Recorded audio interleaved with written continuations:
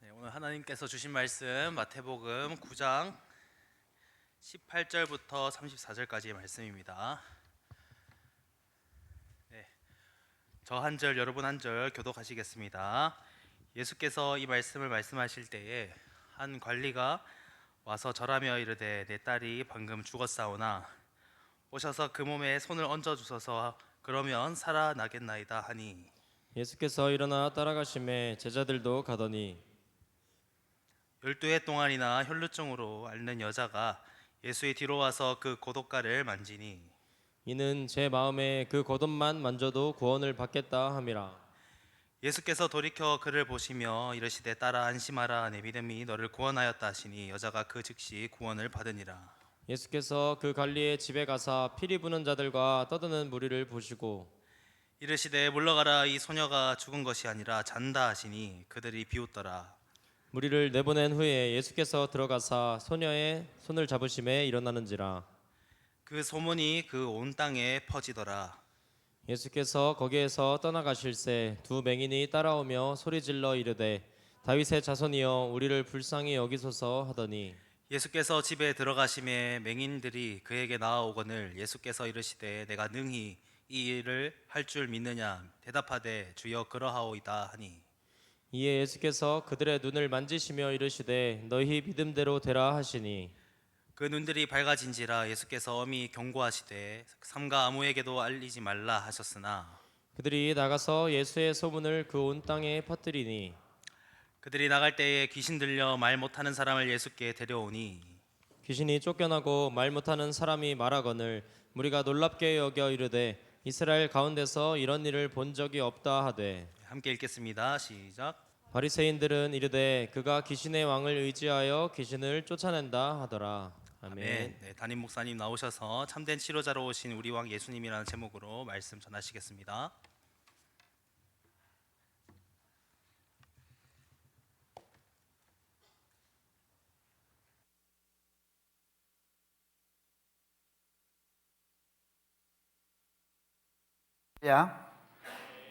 제가 오늘 탐방 오신 분들이 있어가지고 한참 얘기하다 보니까 제가 얘기를 풀다 보면 시간 가는 줄 모르잖아요.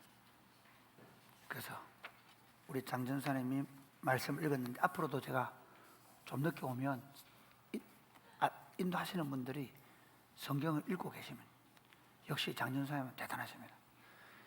제가 이번 주 월요일 날 장진 전사님 아버님께 전화를 드렸거든요. 왜 전화드렸냐?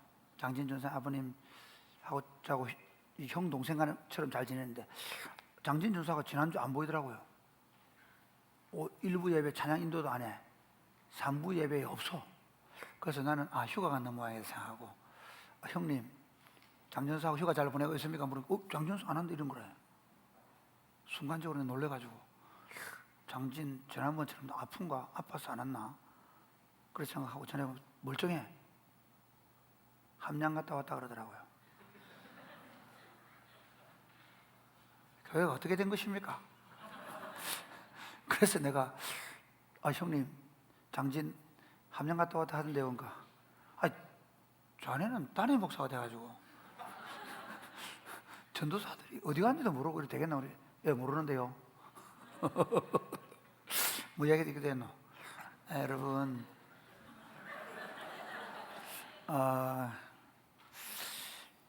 21세기가 AI, 인공지능과 그 다음에 생명공학의 시대라고 할 만큼 사실은 21세기는 비약적인 생명공학의 발달 그리고 그 생명공학의 발달로 인해서 생기는 부가가치들이 엄청나게 지금 높아져 가고 있습니다. 사람들은요 이전에는 몸이 아파서 약을 먹었습니다. 그렇죠? 몸이 아프지 않으면 약을 안 먹습니다. 대표적으로 저희 집 사람 아파도 안 먹으려고 그럽니다. 내가 아파서 병원 가면 굉장히 나를 비난합니다. 병원을 너무 의지한다고. 나쁘죠? 그런데 우리 50대 후반들은요, 그러니까 아파야 병원 가는 세대입니다. 근데 지금 세대는 어떨까요? 지금의 의학은 치료하는 의학이 아니라 예방하는 의학입니다. AI를 통해서 이 사람의 단백질 구조를 연구해가지고 문제가 먼저 생길 것 같으면 그 AI를 데이터를 가지고 어떤 약제를 사용하거나 해서 이 사람에게 맞는 치료제가 아니라 건강보조식품 더 나아가서 치료제를 개발하는 시대가 됐습니다. 사람들의 기대 수명은 150살 정도 될 것이라고 생각합니다. 의대 다니고 있는 친구들한테 또 이거 했다가 아니요 하지 마, 손들지 마. 예. 약대도 마찬가지. 그냥 내가 하는 얘기니까 그렇게 사람들이 얘기합니다. 그런데 참 아이러니가 있습니다. 여러분 20세기 있잖아요. 그러니까 1900년이 시작될 무렵에 뭐 예를 들면 과학이 폭발적으로 발전했거든요. 페니실린도 만들고 그래가지고 막 의학들이 사람들이 이제 과학이 폭발적으로 발전하면서 사람들은 유토피아가 올 거라 생각했어요. 사람들의 삶의 질이 굉장히 좋아질 거라 생각했습니다. 그렇게 됐을까요? 아니. 그 과학 문명의 발달의 정점이 뭐냐면 1차 세계대전, 2차 세계대전이에요. 과학 문명이 발달해서 사람들이 살기 좋을 거 생각했는데 오히려 전쟁 때문에 많은 사람들이 고통을 당했죠.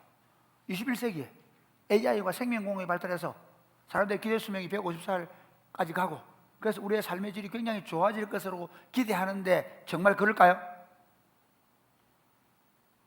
재밌는 건요, 약 안 먹는 사람이 없어요. 혹시 약 안 먹는 사람? 비타민제라도 안 먹는 사람? 먹어? 강나이 먹어? 귤이가? 니 언제 귤이 됐노?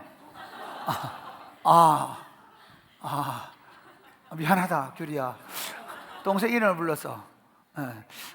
귤이야, 너 약 먹어? 뭐? 이렇다니까. 우리 아들 구혜찬 진짜 놀라서 그 구혜찬이를 내가 알던 구혜찬이가 아니더라고. 결혼하고 나니까 애가 완전히 바뀌었어요. 이제 결혼하고 우리가 많이 떨어져 살았잖아요. 결혼하고 원래 우리 집에 늘 살다가 우리 집에 안 살고 대명이 집에 살더라고요. 대명이 집에 사는 이놈이 완전히 바뀌어버렸어요. 어느 날 와서 집에 자는데 막 약을 막 가져와가지고 막 먹더라고요. 저 아버지 안 먹는 약 먹는, 거기 보니까 뭐야 그 있잖아, 말랑말랑한 거 뭐지 그거? 혈관 좋아진다고? 오메가3, 그 다음에 비타민, 또 뭐, 와 진짜 말은 안 했지만 열받더라고. 지금도 먹을 거야 자기는. 나는 겨우 요즘 비타민 C 하나를 먹는다. 아니다, 누가 줘가지고 녹용 먹는다.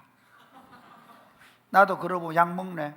이처럼 사람들은 다 약을 먹어가지고 더 건강하게 살겠다고, 더 안 아프겠다고 용을 써. 그래 물어봅시다. 안 아픈가? 21세기의 사람들 안 아픈가? 어른들은 약을 요만큼씩 먹어. 안 아픈가? 네, 아파가지고 병원으로 출퇴근하셔. 그렇죠. 아파 죽겠는데 계속 생명을 연장시켜가지고 10년씩 아프다 돌아가셔. 그럼 어른들만 그런가? 아니. 얼마나 많은 사람들이, 젊은이들이 육신의 질병에 노출돼서 심각한 질병을 앓고 있는지 얼마나 많아요? 병원에 가보세요. 그럼 육신이 아픈가? 아니, 요즘에는 다 몸만 아프지 않다 그래. 어디가 아프다 그래? 마음이 아프대. 우울증. 그렇지. 무슨 불안. 이게 심각해져 가서 다 아프대. 심지어 관계 때문에 아프대. 이제 아픈 거에 옛날에는 몸만 아팠는데 이제 마음도 아프고, 그 다음에 관계 때문에 아프고, 안 아픈 사람이 없는 시대를 살고 있습니다. 여러분 어떠세요? 다 아프다고 얘기해요. 분명히 AI가 발전했고 물질문명 발전했고 레지 시대도 너무 좋아졌고 분명히 웰빙을 그렇게 주창하는데 사실 더 아픈 건 더 많아져서 또 웃기는 건 또 하나는 너무 의학이 좋아져가지고 안 아픈데도 아픈 증상이 나와요. 고지혈 몇 점. 그렇죠. 나도 고지혈 얼마 나와요? 350 나와요. 그럼 안에 아픈가? 아, 이 사람이 머리 띵하더라. 이런 세상 속에서 예수님은 우리에게 어떤 분으로 자기를 계시해 주는가? 여러분, 마태복음은 예수님이 우리의 왕으로 오셨다는 사실을 말씀하시는 책이에요. 마태복음을 읽을 때 여러분 어떻게 읽어야 되냐면요, 아, 예수님이 우리 왕인데 어떤 왕인가? 여러분 보세요. 여러분, 세종대왕은 어떤 왕이에요? 혹시 한국사 공부하고 있죠? 공부 안 하는 친구들은 모를 거야. 한국사 공부하는 친구들은 세종대왕 어떤 분이세요? 잘 모르죠, 여러분. 한글 만드셨다는 거 몰랐지? 알았나? 한글 만든 게 뭐 그렇게 대단하다고 이렇게 생각하십니까? 아닙니다. 자기 백성들이 한자라는 중국말이 너무 어려운데 자기 백성들의 언어로 말할 수 있고 쓸 수 있고 읽을 수 있는 글을 만든 왕, 그 위대한 왕이죠. 이해가 되시죠? 과학을 발전시켜가지고 장윤실 같은 사람 이용해가지고 막 비가 언제 많이 오는지 그걸 기록을 해가지고 아, 그러면 농사를 지을 때는 어떻게 농사를 지는데 그걸 그래서 국민들의 산업이 발전할 수 있게 해준 왕이잖아요. 그 예수님도 그냥 우리 왕, 그 왕이 자기 백성을 구원하는 왕이고요, 자기 백성들의 문제를 해결해 주는 왕으로 오신 거예요. 그러니까 예수님은 아주 특별한 왕이신데 자기 백성들의 삶의 문제를 해결해 주시러 오신 유일한 왕, 진리의 왕이세요. 마태복음은 예수님께서 우리의 죄를 짊어지시는 예수님의 세례 사건을 통해서 그분이 우리의 왕으로 오셔서 우리의 삶을, 우리의 죄를 짊어지셨다라고 보여주신 다음에 하나님의 왕국의 법을 산상순에 선포하시고, 그리고 나서 마태복음 8장부터 지금 우리가 보고 있는 이 마태복음 8장, 9장 이 부분은 뭐냐면요, 예수님이 우리 왕으로서 우리에게 어떤 혜택을 주시는 분인가, 예수님은 어떤 왕이신가를 말씀하는 거예요. 마태복음 8장에서 우리는 예수님 어떤 왕이라고 들었죠? 우리의 연약함을 친히 담당해 주시는 왕. 아멘입니까? 그러니까 세상의 왕들은요, 그러니까 강한 자들 또는 힘 있는 자들, 똑똑한 사람들을 이용해서 자기 왕국을 더 강화시키는데요, 예수님은 어떤 왕이냐면요, 자기 백성들 가운데 가장 연약한 자들, 버림받은 자들, 소외된 자들의 왕이 되기 위해 오셨다는 거예요. 그래서 누구든지 어떤 버림을 받고 어떤 약함을 가지고 있고 어떤 허물과 죄가 있다 할지라도 그분 앞에 나아가면, 그분을 왕으로 인정하고 받아주기를 원하시면 수능을 320점 만점에 10점을 받았더라도 받아주세요. 갑자기 이상하게 되었네. 그분은 가짜인 없으세요. 그분은 우리의 어떤 약한 부분도 능히 짊어지시는 왕이셨다는 거예요. 그리고 우리가 두 번째, 지난주 그 앞주에 본 건 뭐냐면요, 그분은 제자를 부르시는데 어떤 제자를 부르시냐면 죄인을 부르세요.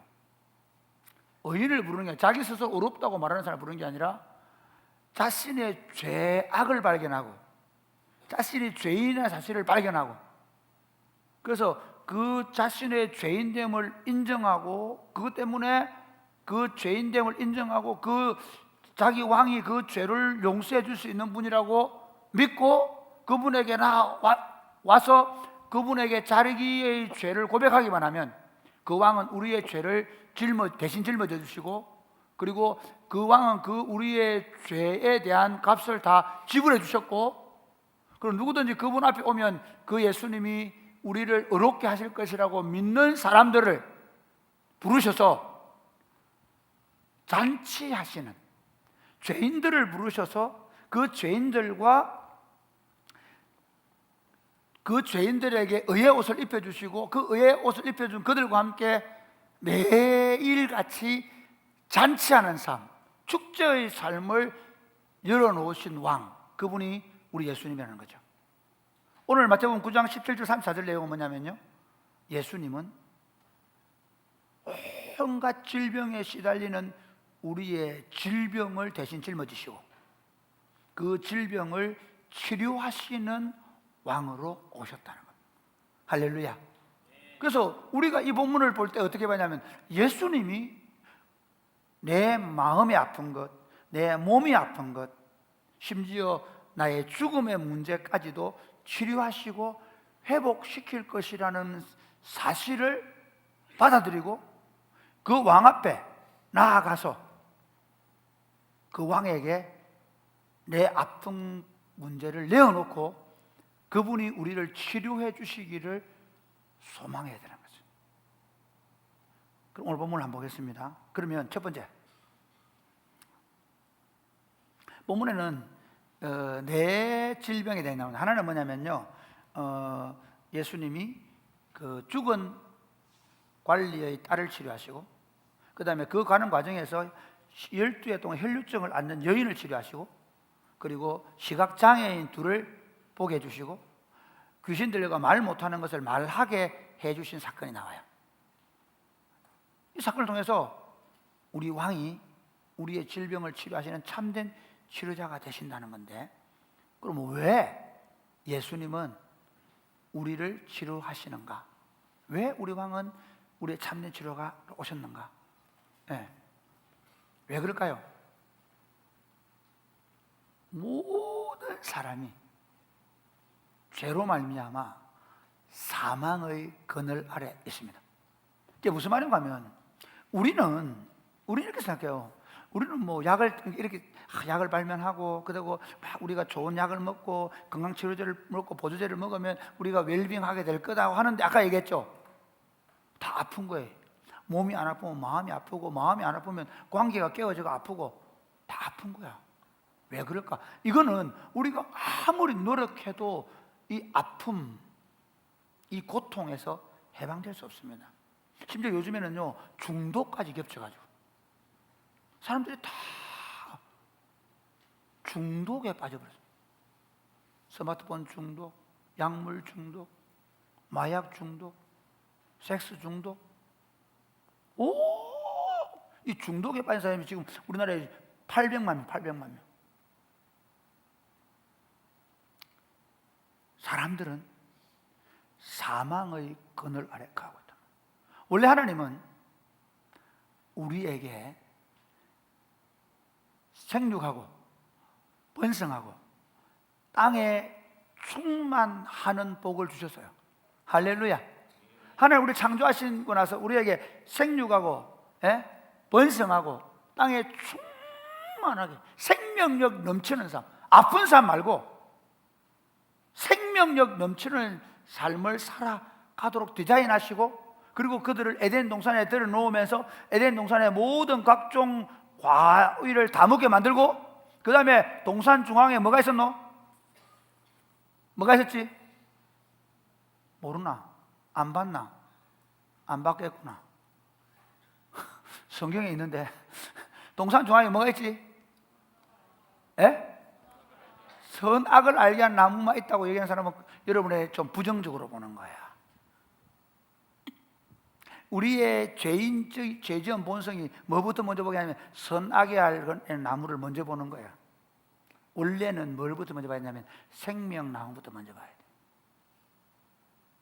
마귀가 아담과 하와한테 생명나무는 안 보여주고, 아니 생명나무는 있어. 그런데 선악을 알게 나무를 더 크게 보게 해주는 거야.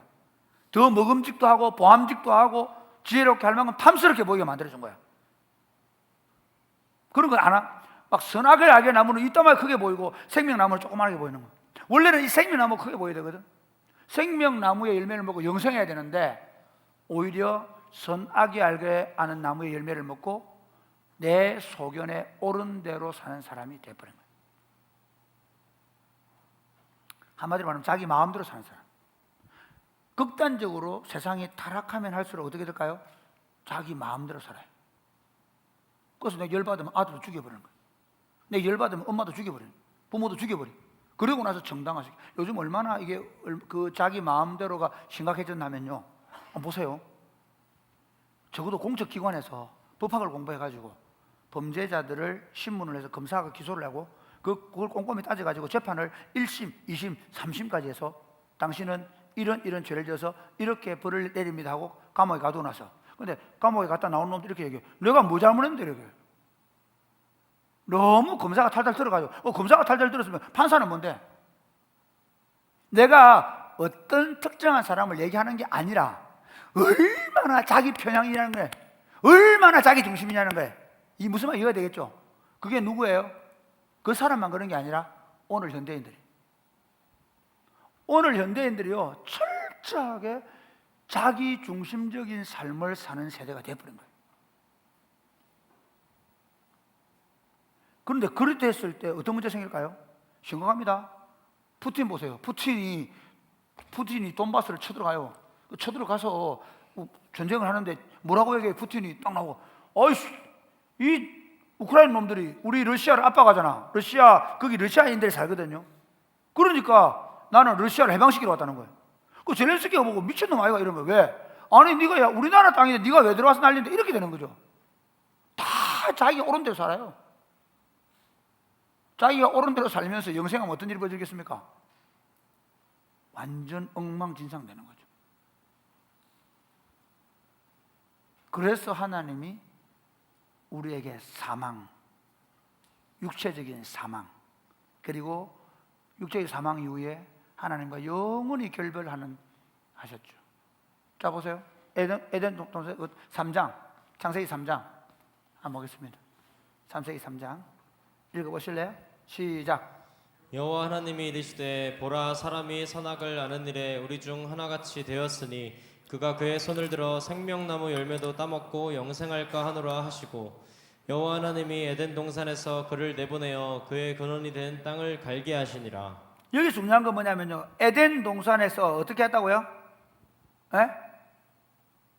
영생할까 한다. 그래서 어떻게 에덴을 내어 보낸다. 24절 시작.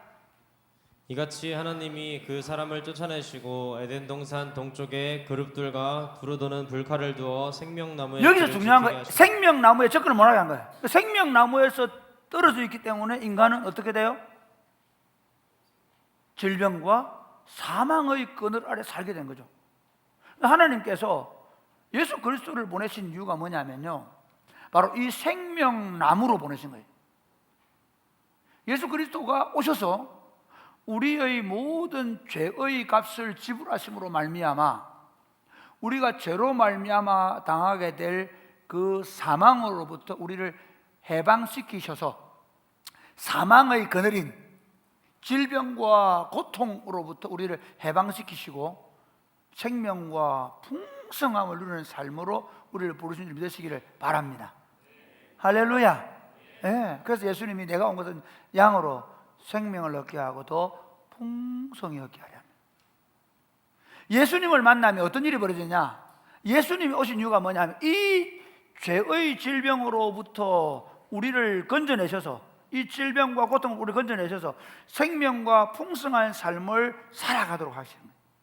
우리는 예수 그리스도를 믿음으로 말미암아 먼저 사망의 질병으로부터 건짐을 받아서 영생을 얻게 되는 믿으시기를 바랍니다.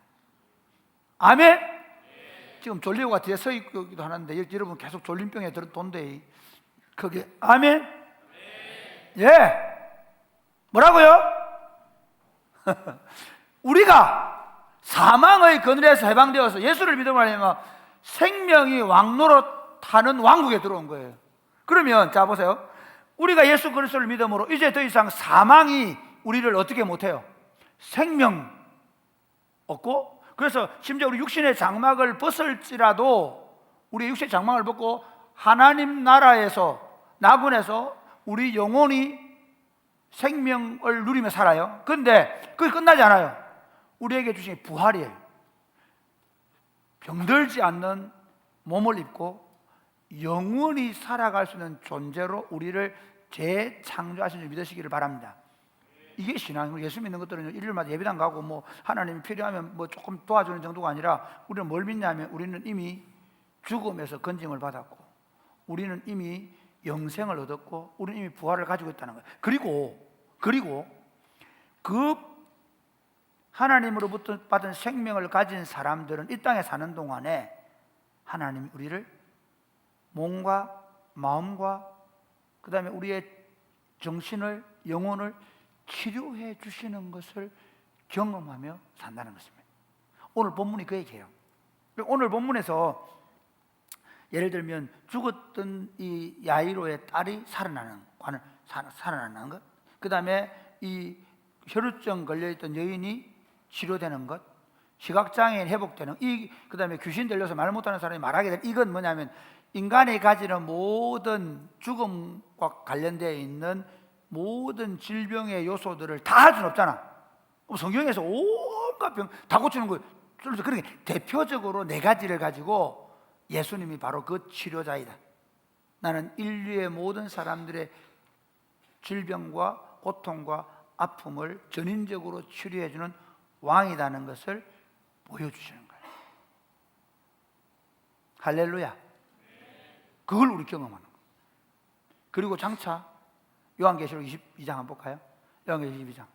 자, 22장 1절 2절 같이 읽겠습니다. 요한계시록 22장 1절 2절 시작. 또 그가 소장같이 맑은 생명수의 강을 내게 보이니 하나님과 및 어린 양의 보좌로부터 나와서 길 가운데로 흐르더라. 강 좌우에 생명나무가 있어 12가지 열매를 맺되 달마다 그 열매를 맺고 그 나무 잎사귀들은 만국을 치료하기 위하여 있더라. 여기서 봐야 되는 건 뭐냐면요, 이거 다 상징이거든요. 그런데 여기 생명수강입니다. 그 다음에 또 뭡니까? 생명의 나무. 그렇죠? 그 다음에 뭐예요? 그 열매를 맺고 그다음 잎사귀가 뭐하는, 만국을 뭐한다? 치료하는, 그러니까 생명과 치료를 벌하는 거예요. 우리가 기다리는 하나님의 나라의 완성은 생명수 강에서 그 생명수의 물을 마시고 영생하고, 그리고 모든 질병과 고통으로부터 치료되는 나라, 그 나라를 기다리고 있는 겁니다. 아멘입니까? 구체적으로 뭐 살다 보면 그게 아닙니다. 완전하게 치료된 나라. 이 땅에서는 완전할 수 없는 거예요. 예수 믿어도 치료가 일어났다가 또 결국에 육신의 질병 때문에 죽기도 하고 하죠. 왜냐하면 여전히 이 땅은 완벽한 하나님의 통치가 이루어지지 않기 때문에 우리 자신도 예수 믿음에도 불구하고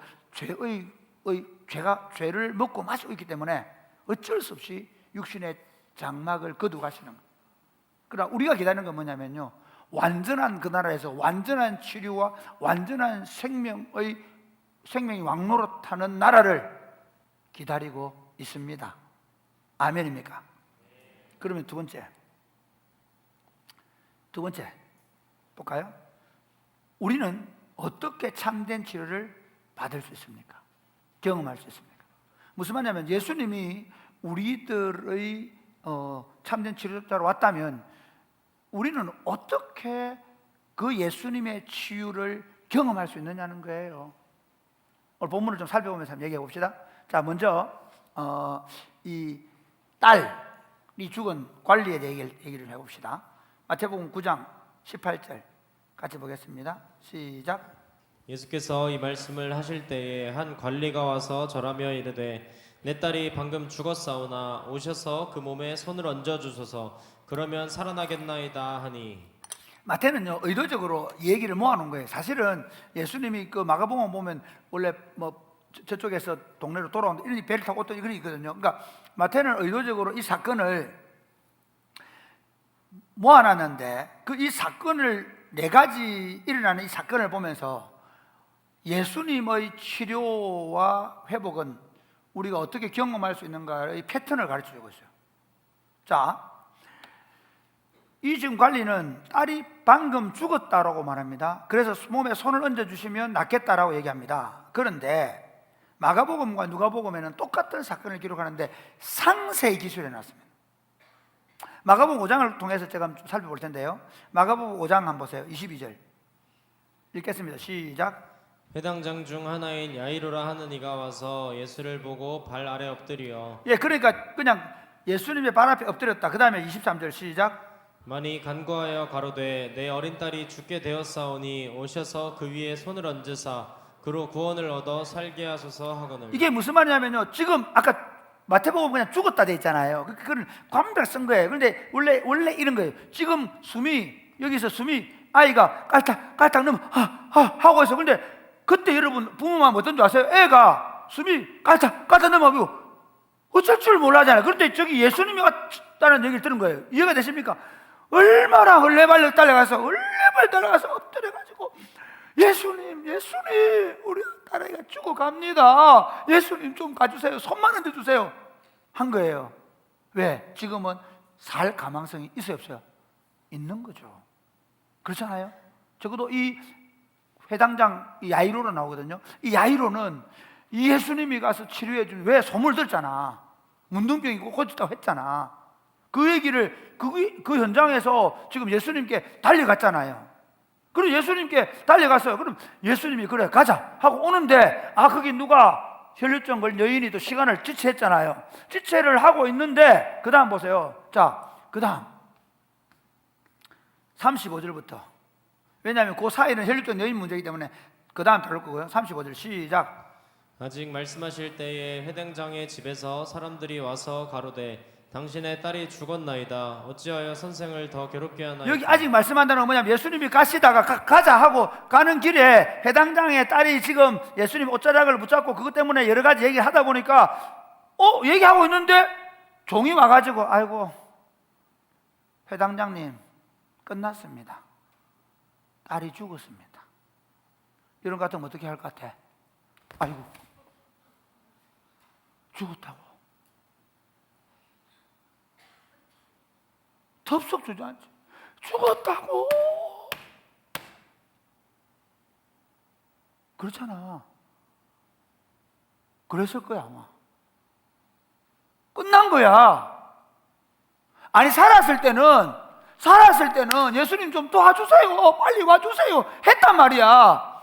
죽었다는데 뭐. 종들도 그렇게 얘기해. 이제 끝났습니다. 예수님 오셔도 필요 없으니까 괴롭히지 마세요. 더 뭐 할 필요 없습니다. 그랬잖아. 주저앉단 말이야. 근데 진짜 웃기는 게 예수님이야. 웃긴 나오면 죄송해. 예수님 이렇게 얘기해. 그 다음 36절 시작. 예수께서 그 하는 말을 곁에서 들으시고 회당장에게 이르시되 두려워 말고 믿기만 하라 하시고. 여러분 회당장은 지금 주저앉았어. 아마 내가 볼 때는 아이고 죽었다고. 그래 죽었다고 그러고 있는데 예수님이 뭐라고 하냐면 그 얘기를 들으시고 뭐라고? 두려워하지 말고 뭐하라? 믿기. 죽음의 공포, 그러니까 딸이 죽은 사실 때문에 있는 그 두려움, 너 그 두려움을 극복해서 뭐해라? 내가 그 아이를 살릴 줄로 믿으라 그 말. 잘 보셔야 됩니다. 이 첫 번째 장면을 잘 보셔요. 예수님은 이렇게 얘기해요. 사실은 회당장은 믿음의 끈을 놓아버렸잖아요. 그런데 예수님이 너 두려워하지 말고 믿어라, 믿기만 해라. 그리고 더 재밌는 게 37절 보실래요? 시작. 베드로야 야고보의 형제 요한 외에 아무도 따라옴을 하지 아니하시고. 왜 예수님은 다른 제자들 안 데려가셨을까? 왜 베드로하고 야고보의 형제 요한만 데려갔을까? 예수님 정말 이상하십니다. 예수님이 주로 있잖아요. 변화산에 갈 때 누구 데리고 갔냐? 베드로, 요한, 야고보 데리고 갔어요. 또 어디? 겟세마네 동산에서 기도를 하고 제자들 다 같이 가놓고 또 어디 가는지 아세요? 베드로, 요한, 야고보 데리고 따로 가세요. 너희는 여기서 기도 해놓고 3명만 따로 데리고 가세요. 왜 그런지 아세요? 만약에 다른 제자들 데려갔으면 그 다음 장면 보면 알아요. 38절 보세요. 38절 시작. 회당장의 집에 함께 가사 헌화함과 사람들의 울며 침이 통곡함을 보시고 그 다음에 39절. 들어가서 저에게 이르시되 너희가 어찌하여 헌화하며 우느냐 이 아이가 죽은 것이 아니라 잔다 하시니 저희가 비웃더라. 이 장면 때문에 제자들이 가려고 하는데 허락하지 않았단 말은 저도 가겠습니다 했잖아. 오지마 너 오지마. 도마 너 오지마. 빌립 너 오지마. 왜 도마 오지마 빌립 오지마 했을까? 도마하고 빌립은 계산이 너무 빨라. 그럼 예수님이 가셔가지고 야야야 막 헌화하고 이게 무슨 말인지 알아요? 우리나라 옛날에 그 안 믿는 집에 가면 어떻게 하노? 막 아이고 아이고 하잖아. 그 유대 나라도 있잖아. 장례를 치를 때 곡하는 사람 뭘 불러. 대신 곡을 해줄 사람을 불러. 대신 피리 있잖아. 피리 불면서 슬픔을 노래하는. 그러니까 그 죽음의 환경, 장례의 치르는 전문 피리 부는 사람, 곡하는 사람 불러놓고 그 분위기가 완전히 슬픔의 분위기를 만들어놨어. 이게 됩니까? 그 죽음으로 인하여 생긴 그 슬픔의 분위기 속에 예수님이 들어가 이렇게 얘기하는 거야. 야 이거 피리 그만해. 야 너 우는 사람들 울지 마. 얘 죽은 거 아니야. 잔다. 그 빌립 가서 어떻게 예수님 보고 얘기하세요. 보고. 아니 예수님이 부활했을 때 도마 뭐랬노? 나는 그 손 못 잡고 봐야 되겠다 했잖아. 예수님 도마 예수님 좀 그만하세요. 안 했겠어? 그래서 안 데리고 간 거예요. 진짜 내가 직접 물어보진 않았어 예수님께. 왜 그걸 알 수 있냐? 예수님께서 그래서 그 잘 비웃었단 말이에요. 그 다음 내가 바로 얘기할게요. 예수님이 그 부모와 그 다음에 그 제자들 셋만 놔두고 다 내보내.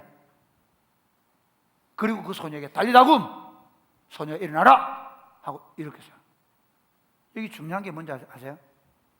주님의 치유와 생명의 기적은 믿음 없으면 못 본다.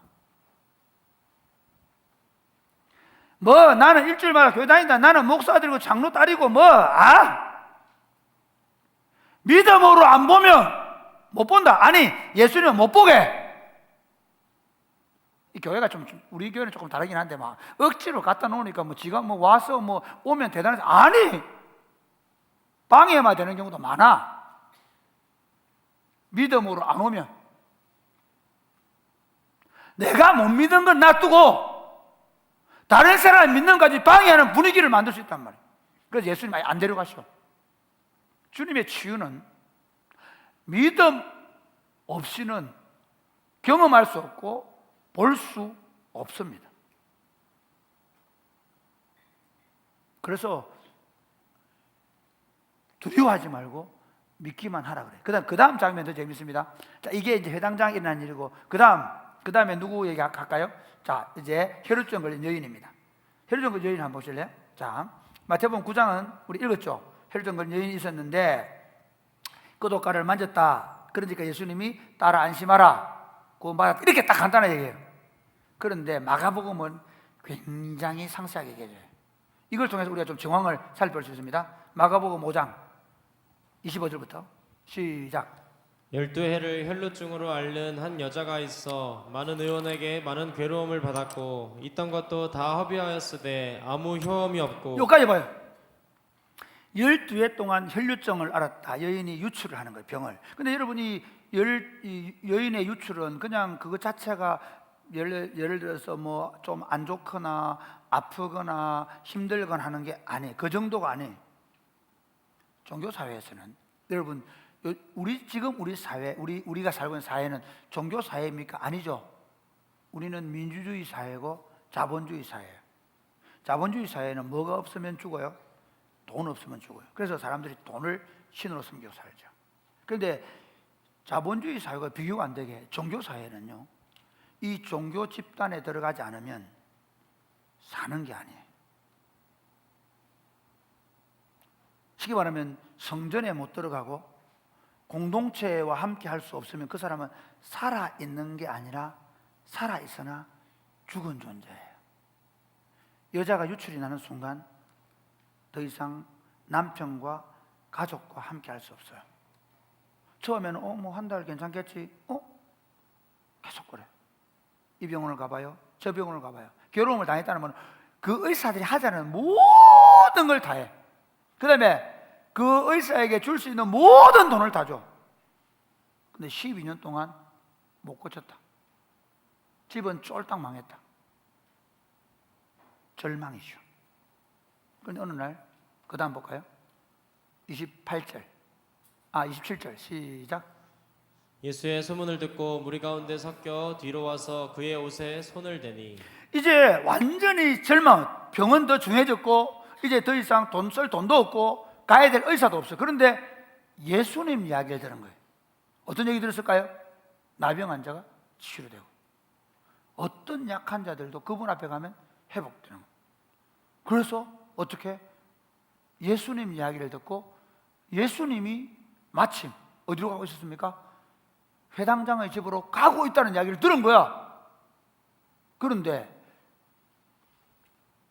무리 가운데 서서 뒤로 와서 그의 옷에 손을 댔다. 이건 있을 수 없는 일이야. 이건 있으면 안 돼. 이렇게 하는 여자는 돌에 맞아 죽어야 돼.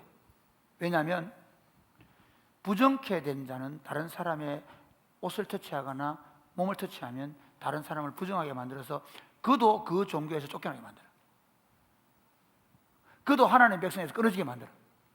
그러니까 만약에 내가 유출병에 있거나 내가 나병 환자잖아. 그러면 누가 가까이 부정하다! 부정하다! 오지마! 그러면 오지마! 그렇게 소리를 안 쳤다. 그리고 지나가다 그쳤다. 그럼 돌에 맞아 죽어. 그래도 말 못해. 그러니까 여자가 몰래 가서 옷을 만졌다? 이건 죽을 일이야. 걸리면. 이해가 되지? 걸리면 죽을 일이야. 그러니까 몰래 가서 뭐 유출병이니까 또 뭐 몰래 가서 믿음 만졌다자. 그래 나왔어. 그럼 끝나면 되잖아. 또 예수님 나는 가끔 예수님을 이해 못하겠어. 그분 하나님이시니까 이해를 못하는 게 당연하지. 예수님을 이해할 수 없어. 꼭 예수님이 그냥 나왔으면 되는데. 자 봐. 그 다음 마태복음은 그냥 네 믿음 이런 아니야. 자 28절부터 시작. 이는 내가 그의 옷에만 손을 대어도 구원을 얻으리라 하밀러라. 이에 그의 혈루 근원이 곧 마름에 병이 나은 줄을 몸이 깨달았느라. 예수께서 그 능력이 자기에게서 나간 줄을 곧 스스로 아시고 무리 가운데서 돌이켜 말씀하시되 누가 내 옷에 손을 대었느냐. 이 여자가 예수님 엄마만 좀 낫겠다 해가지고 살짝 몰려가가지고 믿음이 얼마나 좋았는가 하면 사실 부정하게 되는 거거든. 그걸 1400년 동안 그렇게 됐단 말이야. 1400년 동안 부정한 자가 정결한 자를 만지면 부정하게 되는지 정결하게 된 적이 없어. 그런데 내가 이분은 만지면 이분이 나를 깨끗하게 해서 내가 정결하게 될 것이라고 생각하는, 이건 엄청난 믿음이야. 그래도 그걸 몰래 실행해서. 무슨 말 이게 되겠죠? 대놓고 당신은 나를 고칠 수 있습니다. 이렇게 한 게 아니라 몰래 실행을 했어. 근데 굳이 예수님은 딱 돌아보셔. 누가 손댔냐? 그러면 저희 넘어가주면 될걸. 안 그래요? 예수님 굳이 누가 손댔냐 그래요. 그러니까 제자들이 뭐라냐 보세요. 자, 그 다음 읽어보세요. 시작. 제자들이 여짜오되 우리가 에워싸 미는 것을 보시며 누가 내게 손을 대었느냐 물으시나이까 하되. 아니 제자들이 예수님 지금 이렇게 많은 사람들이 뭐 손댄 사람이 하나 둘이겠습니까? 예수님 옷 만져보려고 예수님한테 손을 대고 얼마나 많은 사람들이 밀어서 지금 손을 댔는데 거기 누구 찾고 있습니까? 이 얘기예요. 이게 됩니까? 예수님한테 손댄 사람이 하나 둘이 아니란 말이야. 그래서 예수님 뭐 얘기하죠? 그냥 손 한번 대보고서 손댄 사람 말고 이분을 만지면 내가 치료되겠다고 생각하는 그 놈 나와. 굳이 찾고 계셔. 기다려. 뒤를 돌아보셔. 아예 나와. 그래서 보세요. 33절 시작. 여자가 제게 이루어진 일을 알고 두려워하며 떨며 가서 그 앞에 엎드려 모든 사실을 여짜온대. 34절 시작. 예수께서 가라사대 딸아 네 믿음이 너를 구원하였으니 평안히 가라 네 병에서 놓여 건강할지어다. 굳이 예수님께서 이 여인을 불러 세우셔서 누가 만졌냐 물으시고 제가 만졌습니다 그렇게 말하게 한 이유는 뭐냐면 바로 네가 그 믿음 때문에 구원받은 것이다라고 얘기해 주는 거예요. 네가 이제 하나님의 백성이 되고 주님으로부터 네가 치유함을 받았다고 선포를 받는 거죠. 예수님 이걸 우리에게 뭘 말씀하시죠? 그의 은밀한 믿음까지도 뭐에 드러내도록 하는 거예요. 드러내게 하는 거예요. 그러니까 아예 그 회당장 야이로는 없던 믿음을 일으키셔서 믿으라고 말씀하셔서 그걸 믿어서 딸아이가 살아났잖아요. 근데 이 여인은 어떠냐요? 몰래 믿은 거예요. 숨어서 믿은 거예요. 근데 그 숨어서 믿는 믿음을 어떻게 해요? 드러내라고 하는 거예요. 할렐루야. 여러분의 믿음을 드러내셔야 돼요. 그분의 왜? 그게 나중에 이제 그 다음 얘기를 하려고 하는데 그 다음에 세 번째 한번 볼까요? 세 번째는 이제 그 맹인들 시각장애인 나와요. 시각장애인 한번 볼까요? 마태복음 9장 27절 시작. 예수께서 거기에서 떠나가실새 두 맹인이 따라오며 소리질러 이르되 다윗의 자손이여 우리를 불쌍히 여기소서 하더니 28절. 예수께서 집에 들어가심에 맹인들이 그에게 나오거늘 예수께서 이르시되 내가 능히 이 일 할 줄을 믿느냐 대답하되 주여 그러하오이다 하니 계속해서 이에 예수께서 그들의 눈을 만지시며 이르시되 너희 믿음대로 되라 하시니 27절부터 보세요. 27절에 두 맹인이 나와요. 그러면 이렇게 두 맹인이 뭐냐면 다윗의 자손이요 이렇게 우리를 불쌍히 여기라. 다윗의 자손이라는 말이 마태복음에 많이 나와요. 그래서 여러분 예수님을 부르는 호칭이 뭐냐 맞습니다. 근데 중요한 게 있습니다. 여러분 우리 사회는 민주주의 사회고요.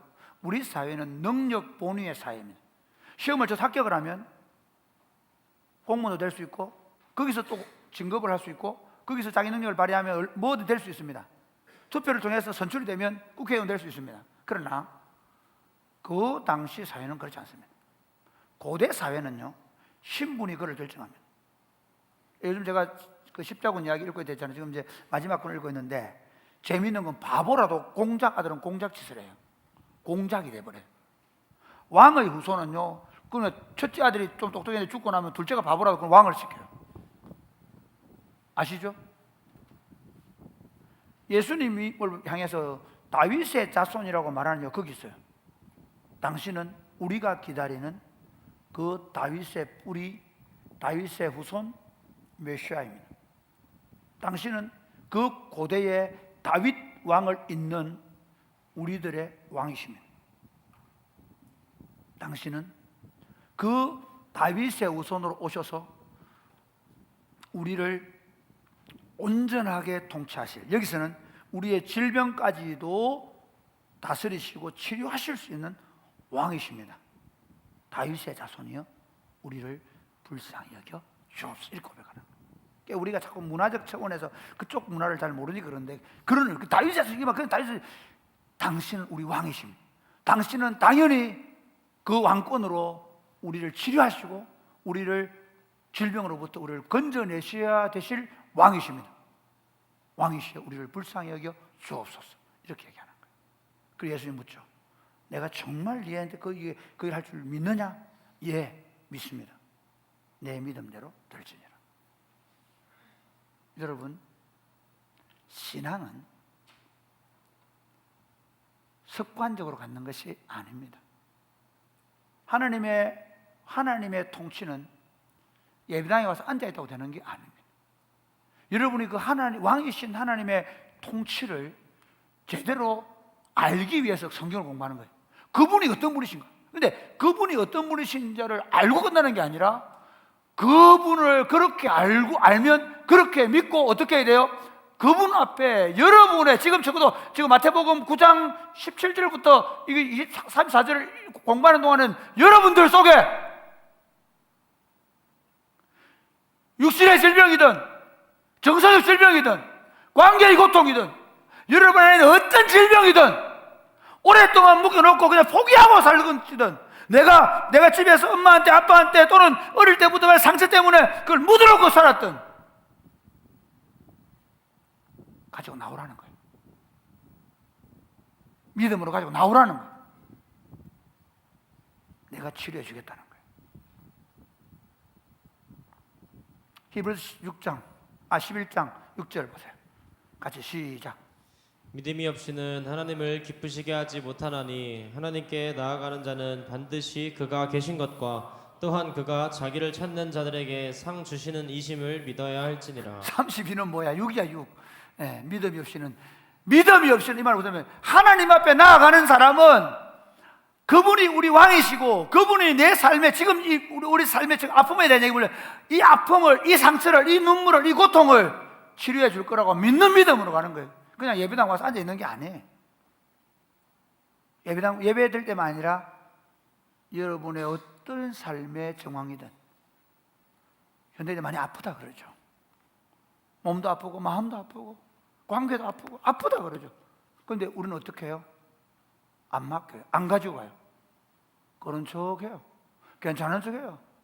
부부관계 아픔 있고 개인적인 아픔 있고 어릴 때부터 받은 상처 아픔 있어도 안 가져가요. 미안하지만 가져가지 않으니까 하나도 치료가 안 되는 거예요. 가져가지 않으니까 교회 다니는데 예수님 믿는데 어떤 기적도 내 삶의 변화도 생명과 풍성함도 경험하지 못하는 거예요. 가져가셔야 돼요. 야고보서는 이렇게 얘기해요. 야고보서 5장에 볼까요? 같이 시작. 너희 중에 병든 자가 있느냐? 그는 교회의 장로들을 청할 것이요 그들은 주의 이름으로 기름을 바르며 그를 위하여 기도할지니라. 믿음의 자, 기도는 너희 중에 병든 자가 있느냐? 교회에서 얘기해라. 교회의 장로들이 와서 기름을 바르고 기도해야 된다. 그렇게 해요. 그 다음 15절 시작. 믿음의 기도는 병든 자를 구원하리니 주께서 그를 일으키시리라. 혹시 죄를 범하였을지라도 사하심을 받으리라. 그러면 16절 시작. 그러므로 너희 죄를 서로 고백하며 병이 낫기를 위하여 서로 기도하라. 의인의 간구는 역사하는 힘이 크니.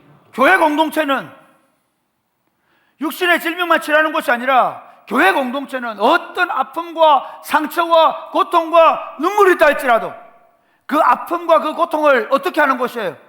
가지고 오는 것이에요. 내어놓는 것이라 돼야 돼요. 적극적으로 목사님께 말씀드려야 돼요. 적극적으로 간사님들에게 말씀드리라는 거예요. 적극적으로 목자들에게 말씀하라는 거예요. 적극적으로 목장 안에서 내 아픔을 얘기하자는 거죠.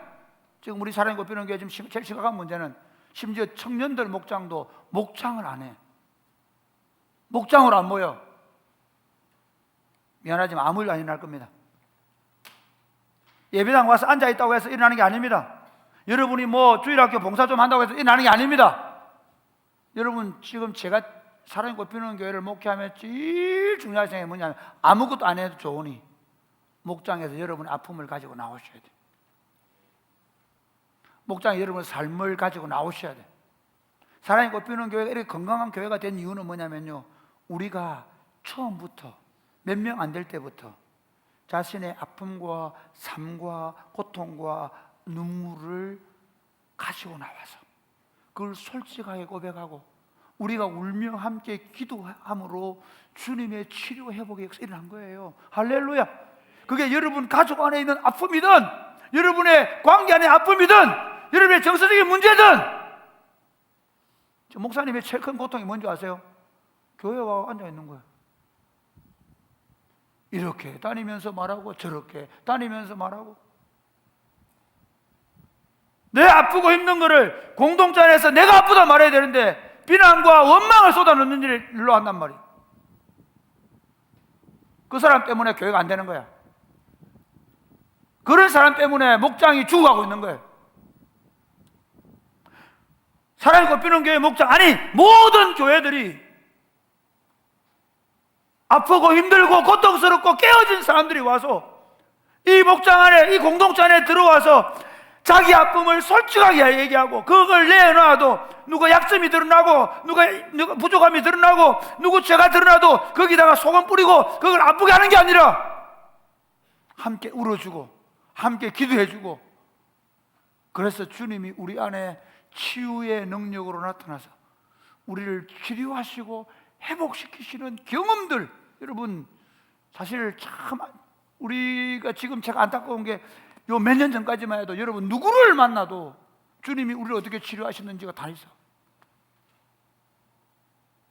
그게 점점 둔화되어 가고 그게 점점 없어져. 사실은 한국 교회가 왜 안 되는 줄 알아요? 목사집, 장로집 가면 더 껍질을 더 써요. 교회 오래 다닌 사람들이 더 자기 상처를 말 안 해요. 더 퍼나요. 말 못하게 해요. 엄마 아빠가 야 목사 하지 마. 목사 아들들이 말 안 해요. 장로 딸이 말 안 해요.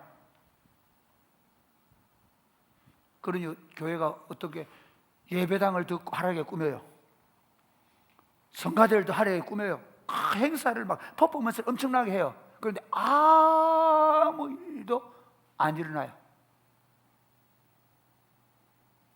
그런 것이 아니에요.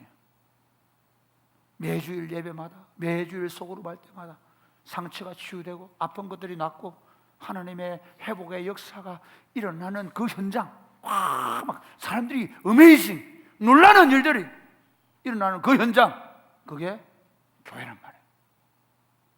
그게 안 되니까 정치 얘기는 하고 있고, 그게 안 되니까 이념 얘기는 하고 있고, 그게 안 되니까 뭐 하면 안 된다 그러고 피켓 들고 나가고, 그게 안 되니까 여기서 치료해야 되는데 누구를 원망해? 그런 공동체. 그래서 서로 죄를 고백하고 병 낫기를 위해 서로 기도하고, 그래서 그 기도의 역사로 말미암아 그 다음 17절 이렇게 얘기해요. 엘리야는 성정이 같은 사람인데 비 오지 않기를 간절히 기도하니까 비가 안 오더라. 비 오기를 기도하니까 비가 오더라. 이 말이 무슨 말인지 알아요? 교회가 아픔과 상처와 고통을 가지고 기도를 하면 하나님이 그 문제를 어떻게 해결해 주겠다는 겁니다. 믿으시면 아멘 하시기 바랍니다. 그래서 교회가 그 아픔과 상처를 치료받는 현장이 돼야 돼요.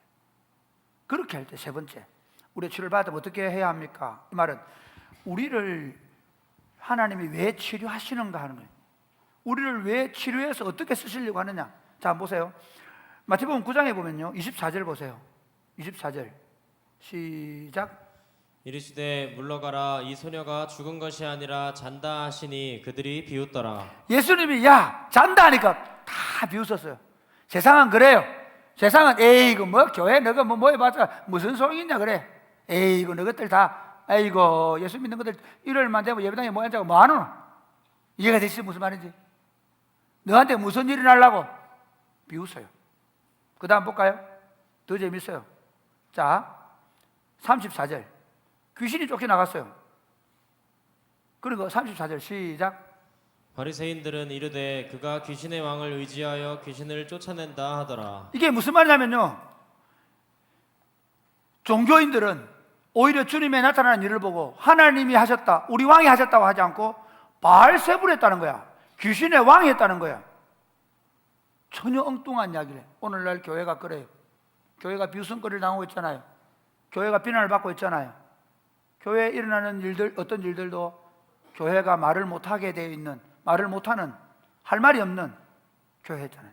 왜 우리 예수님이 우리를 적극적으로 아픔을 가지고 고통을 가지고 나오게 하냐면요, 우리의 상처와 아픔이 치유되는 모습을 통해 다시 예수님 그분이 우리의 왕이심을 드러내고 싶어 하는 거예요. 한번 보실래요? 자, 9장 26절 같이 시작. 그 소문이 그 온 땅에 퍼지더라. 그 소문이 온 땅에 퍼지더라. 그 다음에 시각장애인을 향해서는 더 합니다. 자 30절 시작. 그 눈들이 밝아진지라 예수께서 엄히 경고하시되 삼가 아무에게도 알리지 말라 하셨으나 그들이 나가서 예수의 소문을 그 온 땅에 퍼뜨리니라. 예수님이 왜 그 일을 하는 줄 아세요? 예수님이 왜 우리에게 치료하는 줄 아세요? 여러분들이 치유가 일어나면요, 그 치유를 가지고 말할 수밖에 없게 된, 그 치유의 소문이 야 사랑이 꼽히는 경우는 우울증이 낫는다. 사랑이 꼽히는 교회 가면 관계가 단절되었던 사람들이 치료되고 회복된다더라. 사랑이 꼽히는 교회 가면요, 엄마 아빠가 원수처럼 지냈던 사람들이 가족 관계가 회복된다더라. 사랑이 꼽히는 교회 가면 육신이 아픈 사람들이 치료 회복된다더라. 사랑이 꼽히는 교회 가면 죽었던 사람이 살아난다더라. 구원받는다더라. 사랑이 꼽히는 교회 가면 그렇게 악하던 인간이 회복되고 치료되고 새 사람이 된다더라. 할렐루야. 그게 교회 일. 예수님은 그 일을 통해서 어떻게 해요? 자기를 왕으로 드러내고 싶어요. 예수님은 그 일을 통해서 세상 사람들에게 우리의 질병을 치료하러 오신 왕이심을 드러내고 그 왕의 통치를 받으러 사람들로 나오게 하고 싶은 겁니다. 말씀을 맺겠습니다. 사랑하는 여러분, 세상은 점점 과학 문명이 발달해 가고 AI와 생명공학이 발달해 갈 겁니다. 그러면 그들은 질병에서 해방되고 치유될 수 있나요? 아니. 인류의 병은 더 깊어져 갈 겁니다. 육신의 병뿐만 아니라 마음의 병, 관계의 병은 더 깊어져 가고 있습니다. 점점 사람들은 다 죽을 맛으로 삽니다. 죽고 싶어 합니다. 괴로워합니다. 예수님은 우리의 그 질병의 문제를 치료하시고 회복시켜줄 왕으로 오셨습니다. 누구든지 그분을 우리의 주님으로 받아들이고 내가 어떤 상처와 아픔이 있고 어떤 질병이 있다 할지라도 그분을 왕으로 인정하면 그분이 우리의 상처와 아픔과 질병을 치료하십니다. 교회 공동체는 그 상처와 아픔과 질병을 가진 사람을 받아서 그들을 예수 그리스도의 이름으로 치료하고 회복시켰어요.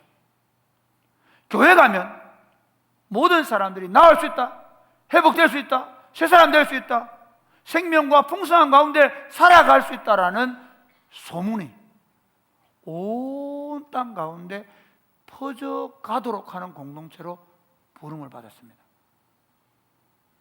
저와 여러분이 이 우리를 치료하시는 참된 왕이신 예수님께 우리 개인이, 우리 공동체가 이 치유를 경험하고 이 우리를 치료하시는 예수님의 소문이 온 땅 가운데 퍼져가는 아름다운 공동체로 세워져 갈 수 있게 되기를 주님의 이름 축복합니다. 아멘.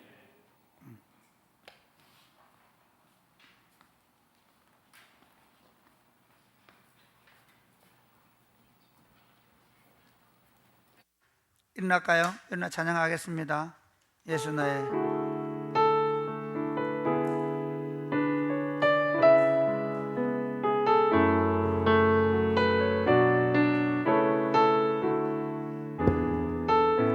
예수 나의 좋은 치료자, 예수 나의 좋은 치료자.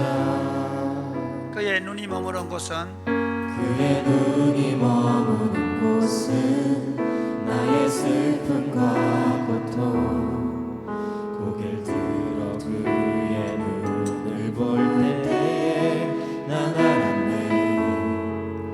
예수 나의 좋은 치료자. 예수님은 나의 좋은 치료자이십니다. 예수 나의 좋은 치료자. 예수 나의 좋은 치료자. 그의 눈이 머무르는 곳은 그의 눈이 머무는 곳은 나의 상처와 아픔, 나의 상처와 아픔. 영원히 흐를 것 같았던 눈물 나눠졌네. 예수님은 나의 좋은 치료자이십니다. 나의 치료자. 나 노래하리라.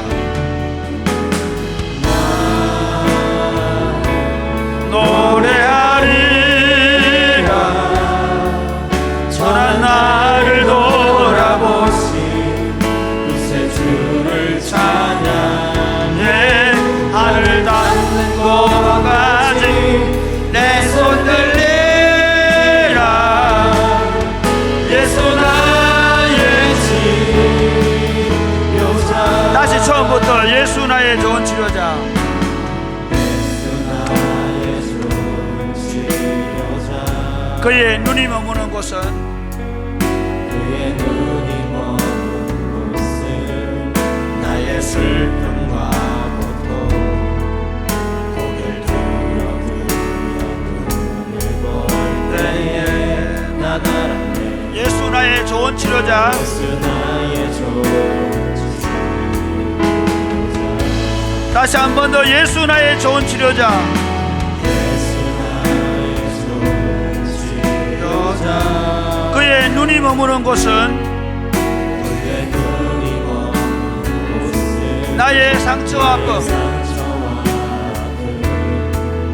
영원히 흐를 것 같았던 눈물 다 멎었네.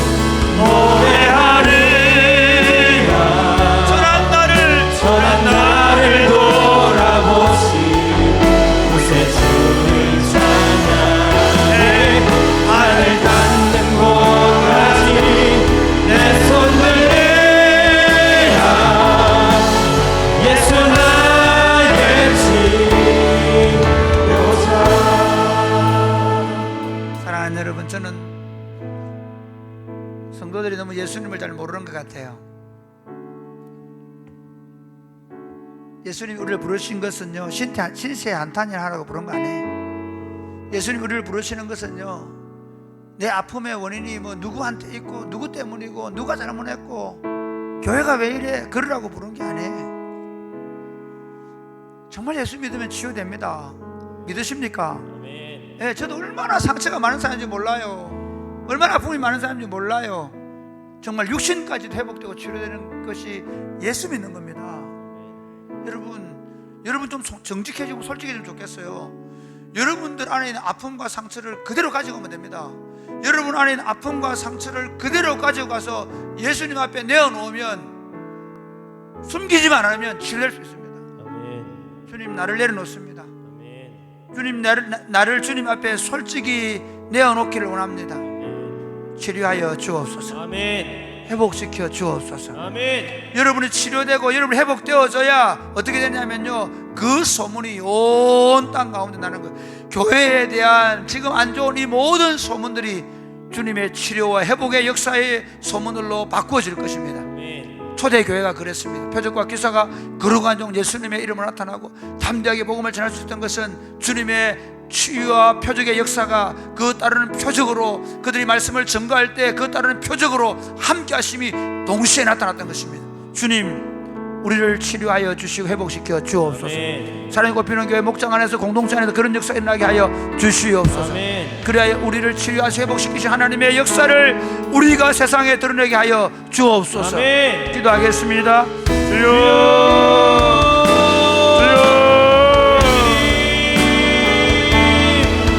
하늘 닿는 곳까지 내 손 들리라.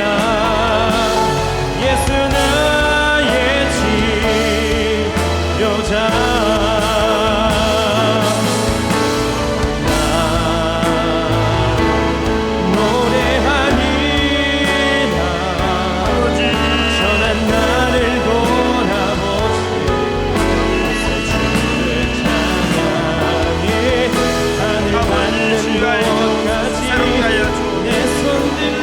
아버지, 만져주고 한 사람 한 사람을 만지시고 회복시키시고 그 소문이 주님의 치유 회복의 소문이 온 땅 흘러갈 퍼져갈 수 있도록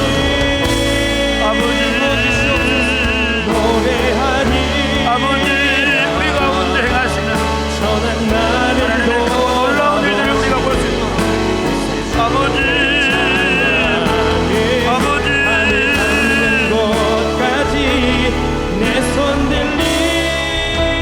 하나님 아버지, 예수님을 우리를 치료하시는 참된 치료자로 보내시고 예수님이 우리를 치료하시는 왕으로 계셔 주셔서 감사합니다.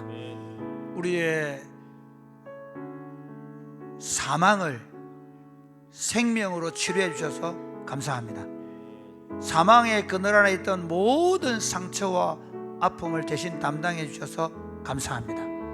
우리에게 생명과 풍성함을 주기 위해 오셨사오니 주님, 우리가 정직하게 우리 아픔과 우리의 고통과 우리의 눈물을 가지고 나아가서 주님의 치유를 경험하게 하여 주옵소서. 주님, 이 시간 저들을 만져 주옵소서. 치료하시고 회복시켜 주옵소서. 새롭게 하여 주옵소서. 정직하게 자기가 아프다고, 지금 내가 힘들다고, 내 상처와 아픔을 가지고 나서 치료받는 역사가 일어나게 하여 주옵소서. 사랑하는 마음으로, 감사하는 마음으로 주님 앞에 11조와 주일헌금과 감사헌금, 순교헌금을 드립니다. 우리가 물질을 구분해 드리는 이유는 우리 생명이 주님의 것이며 이 모든 것이 주님으로 말미암아 온 것을 믿습니다. 뿐만 아니라 이 물질이 주님 나라와 복음을 내어 귀하게 쓰임받기를 원하는 간절한 마음이 있습니다. 이 물질을 통해 하나님의 통치가 힘있게 나타나게 하여 주옵소서. 예수님 이름으로 기도드립니다. 아멘. 주 예수 그리스도의 은혜와 하나님 아버지의 크신 사랑과 성령님의 교통하심이 사랑하는 주의 백성들과 자녀들 위해 이제로부터 영원토록 함께 있을지어다. 아멘.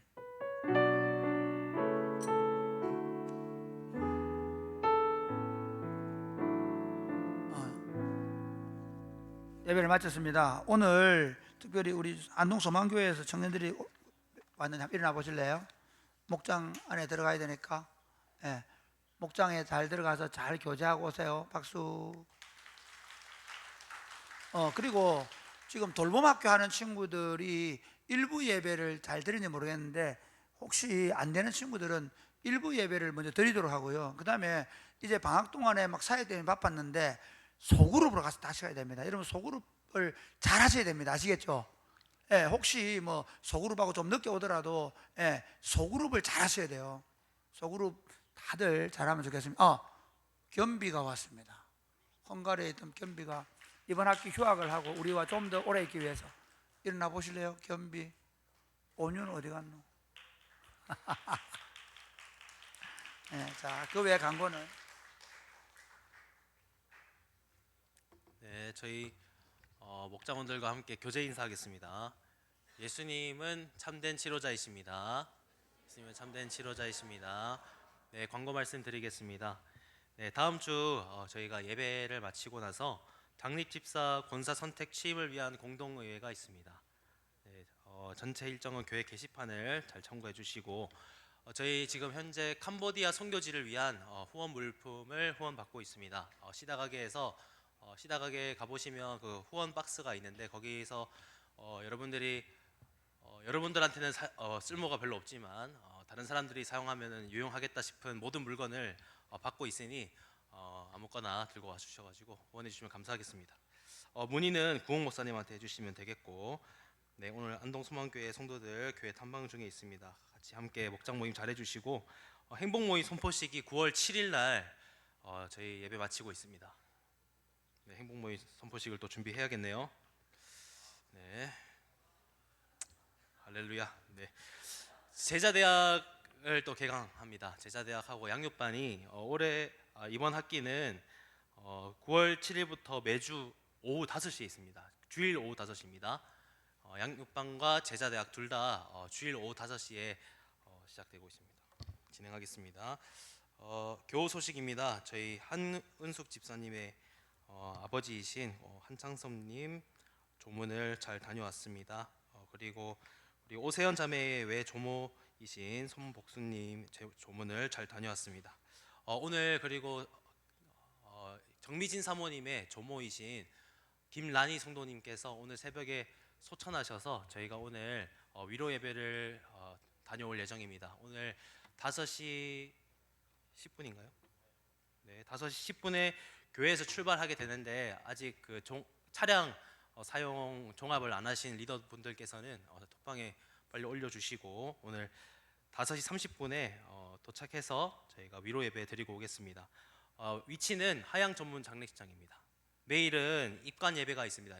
입관 예배는 오전 11시에 하는데 내일은 교회 출발이 10시 40분입니다. 네, 나머지 내용들은 주보 잘 참고해 주시고 이번 주 생일이셨던 분 계십니까? 김요셉은 아니고 맞죠? 김요셉 2부 예배인가요? 돌봄. 네, 또 박은결 돌아왔군요. 지난주에 돌아왔나? 그죠? 생일인가요? 네, 생일. 어디 아프신 것 같은, 그죠? 감기 걸리셨나요? 조견비 자매 일어나 주시고, 박은결 자매 일어나 주시고, 또 생일이셨던 분, 조견비 자매 한 번 더 일어나기가 굉장히 부담스럽겠지만 한 번 더 일어나 주세요. 네, 감사합니다. 네, 또 생일이셨던 분이 안 계시면 네, 마치겠습니다. 안동소망교회 성도님들도 형제 자매님들도 한번 일어나 주실까요? 안동소망교회. 네, 서 계신 분들 향해서 함께 축복하고 예배 마치겠습니다.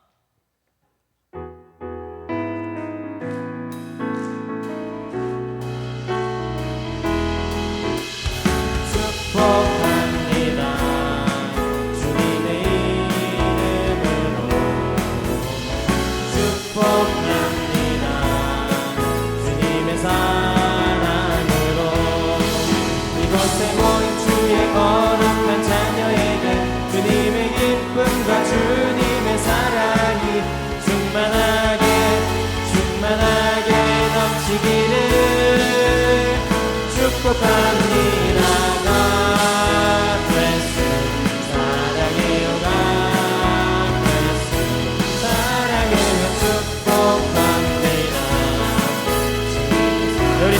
다 일어나셔서 옆 사람을 축복합시다.